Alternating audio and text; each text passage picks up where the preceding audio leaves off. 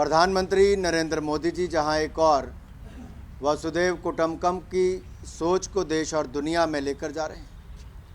आपदा के समय भी दुनिया भर में वैक्सीन मैत्री के माध्यम से भी दुनिया को मदद करने का काम किया। जहां पर सबका साथ सबका विकास इसी मूल मंत्र के साथ सरकार को पिछले 9.5 वर्षों से चलाया है, वहीं दूसरी ओर विपक्ष राजस्थान, मध्य प्रदेश, छत्तीसगढ़ जैसे राज्यों में अपनी करारी हार के बाद गाली गलौज पर उतर आया है और इनकी सोच अब स्पष्ट नज़र आती है। ईवीएम पर तो ठीकरा फोड़ते ही हैं, अब कारण उससे भी आगे बढ़ने शुरू हो गए हैं। भारत की संस्कृति, भारत की अस्मिता, भारत की पहचान को मिटाने का एक सुनियोजित षड्यंत्र रचा जा रहा है और ये सुनियोजित सुविचारित योजना का एक हिस्सा है। अगर आप देखेंगे, इसकी शुरुआत अमेठी की हार से ही हो गई थी और श्रीमान राहुल गांधी जी की अमेठी की हार के बाद उनका वो बयान जब दक्षिण भारत में जाकर वायनाड से उन्होंने दिया और नीचा दिखाने का काम उत्तर भारतीयों को करने का, उनके शब्द वो याद करवाते हैं कि कितनी घृणा भरी होगी और कैसे देश को अलग अलग टुकड़ों में देखने की उनकी सोच होगी। तभी तो टुकड़े टुकड़े गैंग के साथ मध्य रात्रि में भी जाकर खड़े हो गए थे।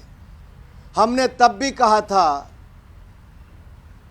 कि कुछ लोग टुकड़े टुकड़े गैंग के साथ खड़े हैं, वो भारत के किस टुकड़े पर राज करना चाहते हैं, लेकिन हम वो हैं जो भारत के टुकड़े नहीं होने देंगे, भारत को एकजुट रखेंगे।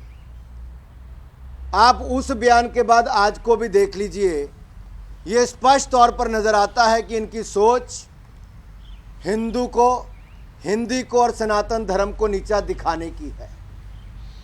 कांग्रेस के नेतृत्व वाला घमंडिया गठबंधन, इसका घमंड और अहंकार पराजय के बाद भी चूर चूर नहीं हुआ, बल्कि ये उत्तर भारत को, भारतीयों को और यहाँ तक कि सनातन धर्म को नीचा दिखाने में कोई कसर नहीं छोड़ रहे। मेरा सवाल तो ये भी है कि आखिरकार आपकी भारत जोड़ो यात्रा में जोड़ने का काम किया गया कि इसको टुकड़ों में बांटने की सोच आपने आगे बढ़ाई है। जिस व्यक्ति को आप तेलंगाना का मुख्यमंत्री बनाने की सोचते हैं, उनका बयान कि तेलंगाना के डीएनए बिहार के डीएनए से बेहतर है, ये राहुल गांधी की मोहर इस बयान पर लगी है क्या? सोनिया गांधी जी की मोहर लगी है क्या? दूसरा, तमिलनाडु के मुख्यमंत्री का एक बार नहीं बार बार बयान आना, डीएमके के नेताओं के सनातन धर्म, हिंदुओं और हिंदी और उत्तर भारत के खिलाफ बयान आना, ये एक सोची समझी साजिश है, सुनियोजित रणनीति का हिस्सा है, जहां भारत और भारतीयों को नीचा दिखाने का कोई कसर कांग्रेस नहीं छोड़ रही है। कभी ईवीएम को गाली दो, कभी इलेक्शन कमीशन को गाली दो, कभी हिंदी बोलने वालों को गाली दो। कांग्रेस, उनके सहयोगी लगातार देश की आस्था और संस्कृति का अपमान करती आ रही। मेरा सवाल श्रीमान राहुल गांधी और सोनिया गांधी जी से ये है कि ये देश को बांटने वाली सोच आखिरकार कांग्रेस क्यों ला रही? कभी आप जातिवाद फैलाते हो तो कभी क्षेत्रवाद फैलाते हो। जब जातिवाद पर आपको वोट ना मिले तो आप नॉर्थ और साउथ करना शुरू कर दो। आपके सांसद ट्वीट करें द साउथ, आपके होने वाले मुख्यमंत्री कहें कि तेलंगाना का डीएनए बिहार के डीएनए से अच्छा। आप उत्तर प्रदेश के लोगों पर बार बार प्रहार करें, आपके सहयोगी दल उत्तर भारतीयों पर टिप्पणी करें और आपके होंठ सिले रहें। ऐसी क्या मजबूरी है जो राहुल गांधी, सोनिया गांधी जी की चुप्पी जरूरी है? क्यों नहीं बोल रहे? क्या सूंघ गया है? क्यों होंठ सिल गए हैं? क्या ये षड्यंत्र कांग्रेस के मुख्यालय पर लड़ा गया, या इनकी जो गठबंधन की बैठक होनी थी इंडी अलायंस की, जो घमंडिया गठबंधन है, मैं उनसे पूछना चाहता हूं, ये अशोभनीय अपमानजनक टिप्पणियां जो कांग्रेस के सहयोगी दल कर रहे हैं, उस पर पूरी कांग्रेस पार्टी चुप क्यों है? आए दिन नीचा दिखाने का काम क्यों किया जा रहा है सनातन धर्म को, हिंदू को और हिंदी को? कन्हैया लाल का सिर कटने के बाद धड़ से, उसके बावजूद राहुल गांधी चुप क्यों रहे? और मैं तो कहना चाहता हूं श्रीमान राहुल गांधी जी और सोनिया गांधी जी से कि आदिगुरु शंकराचार्य जी आते तो दक्षिण भारत से थे, लेकिन पूरे देश के चारों कोनों में भ्रमण भी किया और उनका योगदान देश नहीं भुला सकता है। उनका कार्यक्षेत्र समस्त भारत था और यहाँ तक कि उन्हें पूरे भारत में भ्रमण करके वेद का प्रसार किया और दिग्विजयी हुए। और यही नहीं, पूरे विश्व में सनातन धर्म को अगर प्रचार प्रसार करने का अगर किसी ने शुरुआत की थी तो आदिगुरु शंकराचार्य जी ने की थी। तो क्या उससे भी सहमत नहीं है? दूसरा, महात्मा गांधी जी, गौ सेवा तो उन्होंने भी की थी, तो क्या गांधी जी के विचारों को भी मिटाने का काम कर दिया? सनातन धर्म और भारत की संस्कृति, इसको तो आगे बढ़ाने का और इसको जानने का काम तो महात्मा गांधी जी ने भी किया था। और दूसरी बड़ी बात, डॉक्टर भीमराव अंबेडकर जी, जिन्होंने हमें संविधान दिया, कांग्रेस ने उनका अपमान करने में कोई कसर नहीं छोड़ी थी। पार्टी से निकाला भी, चुनाव हराने के लिए पूरे हर तरह के षड्यंत्र भी रचे। क्या भारत का संविधान, ये जो अपमानजनक टिप्पणियां कांग्रेस पार्टी कर रही है, इनके सहयोगी दल कर रहे हैं, पीछे से खड़े कांग्रेस पार्टी के लोग अपने सहयोगी दलों को और अपने नेताओं को ऐसे ऐसे नोट बनाकर देते हैं जिसको लेकर भारत को बांटने का बीज कांग्रेस के सहयोगी दल बो रहे हैं। भारत के टुकड़े टुकड़े करने की सोच को कांग्रेस पार्टी और उनके नेता बल दे रहे हैं। अपनी हार से सीखने की बजाय हिंदी और सनातन धर्म का अपमान करने में कहीं पीछे नहीं हट रहे।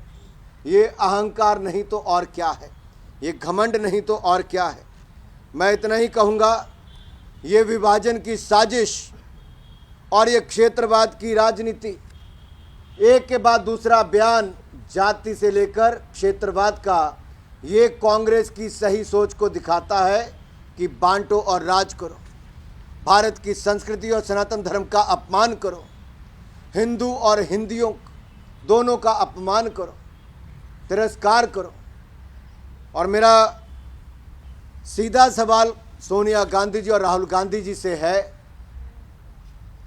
कि क्या उनका आशीर्वाद ये कांग्रेस के नेता और इनके सहयोगी दलों को नहीं है, जो आज भारत को बांटने का बीज बो रहे हैं, जो सनातन धर्म और हिंदू धर्म का अपमान कर रहे हैं, जो हिंदू और हिंदी के खिलाफ लगातार इनके बयान और इनकी सोच चल रही है? क्या जातिवाद, क्षेत्रवाद को बढ़ावा देने का काम कांग्रेस पार्टी और इनके सहयोगी दल नहीं कर रहे हैं? क्या इसका बाहर निकलकर राहुल गांधी जी और सोनिया गांधी जी प्रेस कॉन्फ्रेंस करके देश के सामने अपनी बात को रखेंगे कि क्या मजबूरी है टुकड़े टुकड़े गैंग से लेकर अब भारत के टुकड़े टुकड़े देखने पर ये लोग उस तरह से आगे बढ़े हैं? मेरा सवाल बहुत गंभीर भी है और मैं चाहता हूं राहुल जी और सोनिया जी इस पर अपना जवाब दें और देश को बताएं कि ऐसी क्या मजबूरी है कि देश को बांटना जरूरी है, ऐसी क्या मजबूरी है कि सनातन धर्म का अपमान करना जरूरी है, ऐसी क्या मजबूरी है कि संविधान की धज्जियां उड़ानी जरूरी है, ऐसी क्या मजबूरी है कि ईवीएम पर ठीकरा फोड़ना जरूरी है, ऐसी क्या मजबूरी है राहुल गांधी जी कि दक्षिण में अगर कहीं पर मान लीजिए केरल को जीते हो तो क्या कहते वहाँ पर, क्या शरिया कानून लागू है? अगर ऐसा कोई कहता तो उनका क्या बयान होता? ये सवाल बार बार सामने आते हैं और मैं यही कहूँगा, हम तो सबका साथ सबका विकास लेकर चलें और सबको साथ लेकर चलें। दूसरी ओर कांग्रेस जातिवाद और क्षेत्रवाद इसी मुद्दे को लेकर चली है और इस पर उनको जवाब देना ही होगा। ये भारत की संस्कृति और भारत के सनातन धर्म और हिंदुओं के प्रति घृणा कांग्रेस की स्पष्ट होती दिख रही है। बाद में अलग से कर देता हूँ। सर, जहाँ पर कांग्रेस की हार हुई है तीनों राज्यों में, वहाँ पर कांग्रेस ने फिर से वही आरोप लगाया जो आप कह रहे हैं, ईवीएम पर टकराव पड़ा, और वो कह रहे हैं कि ये काम पहले बीजेपी ने भी किया। मैं स्पष्ट तौर पर कहूँगा, संवैधानिक संस्थाओं पे कांग्रेस का विश्वास ही नहीं और हार मानने के बाद ये कभी हार किस कारण से हुई कभी नहीं जानने का प्रयास करेंगे। ये उसका ठीकरा सदा फोड़ेंगे ईवीएम पर, सनातन धर्म पर, हिंदुओं पर और जातिवाद और क्षेत्रवाद को उसके बाद बढ़ावा देने का कार्य करेंगे।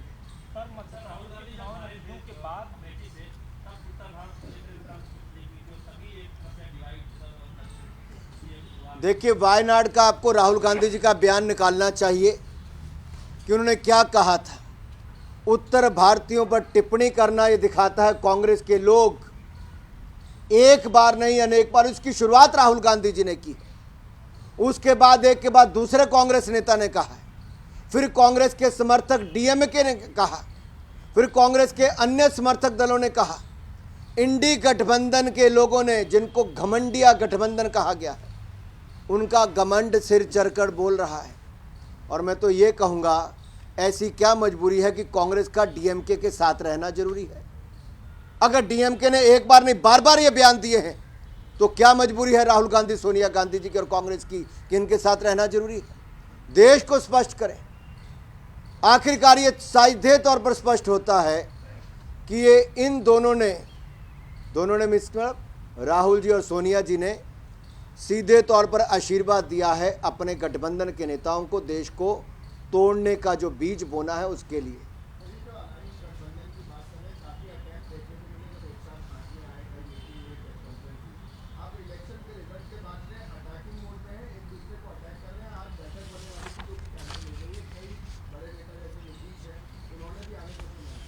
देखिए, घमंडिया गठबंधन के बारे में हमने पहले ही कहा था, ना नेता है ना नीति है और नीयत में भी खोट है।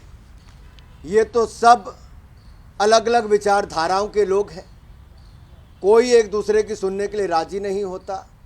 और इस चुनाव ने दिखा दिया है कि ये कुछ भ्रष्टाचारी लोग एक प्लेटफॉर्म पर इकट्ठे हुए हैं, अपने आप को इकट्ठा दिखाने के लिए। ना इनकी सोच एक साथ है, ये तो केवल जो जांच एजेंसियां हैं उनसे बचने के लिए एक मंच पर आए हैं और ये भारत में क्षेत्रवाद और जातिवाद का बीज बोने के लिए आए हैं, भारत के टुकड़े टुकड़े की सोच को आगे बढ़ाने के लिए आए हैं। और श्रीमान राहुल गांधी जी और सोनिया गांधी जी ने अपना नेतृत्व देने का काम इस सोच को किया है, चाहे वो जेएनयू में जाकर हो या इंडी गठबंधन के इस सोच को जो देश को टुकड़े टुकड़े करने की रखती है, अपमानित करने की रखती है, सनातन धर्म को नीचा दिखाने की करती है और गौ माता का अपमान करने की करती है। गोठान घोटाले से लेकर यहाँ के अपमान तक, गौ सेवा या गौमूत्र तक, ये साफ तौर पर दिखाता है कांग्रेस की सोच को।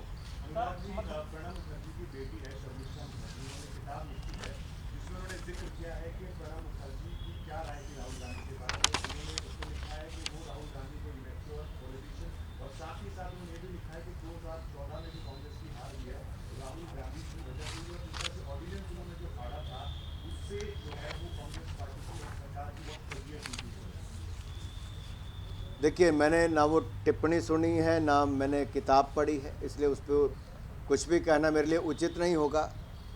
लेकिन देश तो जान गया है, आप उनको ना समझ कहें या समझदार होकर भी देश के टुकड़े करने की सोच रखने वाले कहें, या सनातन धर्म हिंदुओं को अपमान करने वाला एक ऐसा नेता, अब ये कांग्रेस जाने, कांग्रेस के नेता जाने, लेकिन देश बहुत अच्छी तरह जान गया है कि कुछ लोग जिनके ऊपर बहुत बड़ी जिम्मेदारी किसी दल ने दी थी, उनका परिवार, पार्टी और उनके सहयोगी दल आज केवल एक सोच लेकर चले और जिनके हर बयान में नज़र आता है देश के टुकड़े टुकड़े कर दो, सनातन धर्म को नीचा दिखा दो, हिंदू और हिंदुओं को अपमानित कर दो। इसके अलावा उनके मन में कुछ नहीं चल रहा। ये हार के बाद थोड़ा और छटपटाना, घबराना और बौखलाना ये कांग्रेस का स्पष्ट तौर पे दिखता है। बहुत बहुत धन्यवाद।